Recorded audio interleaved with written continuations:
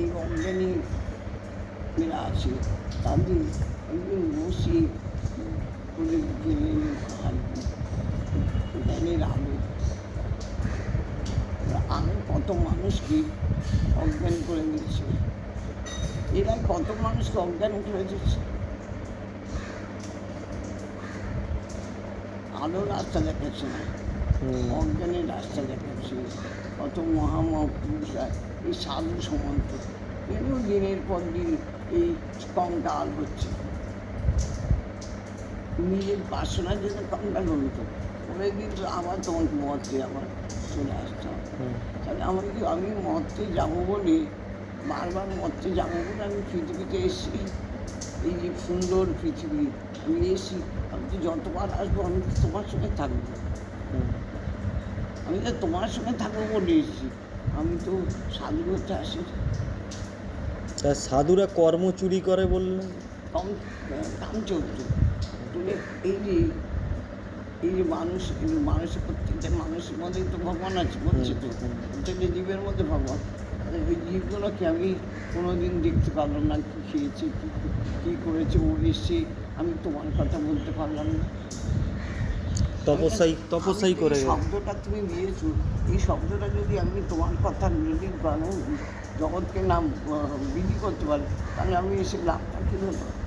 আমি ওই সাধু হলুম, তপস্যা করছি, পুজো করলুম, সারাদিন এই থালা বাসন জঞ্জালগুলো করছি কেন আমার সময়টা নষ্ট হচ্ছে?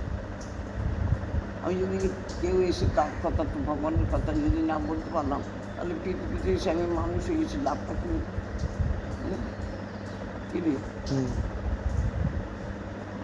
মানুষ হয়ে এলাম, তোমার কথা বলবো বলে তো এসেছি, কৃষ্ণ কথা বলবো বলে এই মন্দির কৃষ্ণ কথা বলবো বলে এসেছি। এই কৃষ্ণ কথা যদি আমি বলতে না পারলাম, তাহলে আমার এই পৃথিবীতে এসে কী হলো? আমি সারাক্ষণ মন্দিরের ভেতর ঢুকে জপ টপ করছি,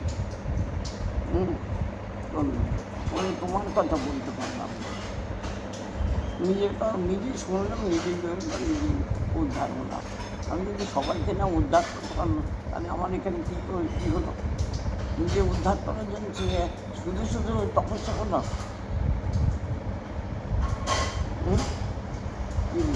এই কথা কে বলবে?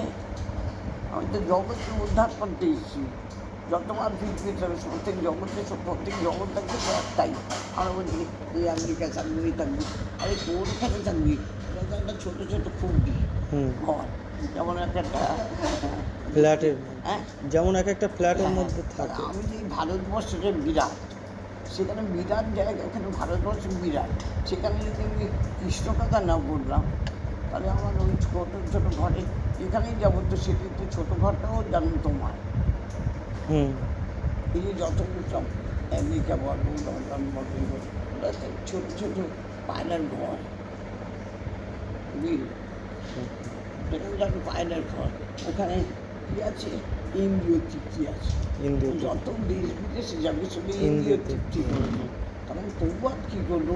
এরা এই ছোটো ছোটো ঘরের আমি ঢুকবো, ওদের ইন্দ্রিয়ের মধ্যে আমি ঢুকবো। তাহলে প্রভাত কী করলো? এই ভগবদ্গীতা প্রচার করছিলাম। আর প্রভাতের জায়গায় যদি আমরা না যাই, তাহলে আমরা এসে কী হলো? মানে বৃদ্ধ বয়সে কী দেখিয়ে গেল? বলে বৃদ্ধ হয়েছে, ওরা হবে না, এটা কেন হবে না? গোপাল মান আসি হতো, গোপাল মানটা একই কৃষ্ণ কথা বলে যাচ্ছে। বৃদ্ধের আবার কী আছে? গোবরটা তো অনেক দিন গাছটা থাকবে, শুকিয়ে যায়, গাছটা শুকিয়ে যায়, তো গাছ তো শুকোবো, ওর জন্য আমার চিন্তা কী আছে? গাছ তো শুকোবেই, কিন্তু আমার আত্মা তো শুকায়নি, সতেজ সবসময়, তো অসীম অনন্ত।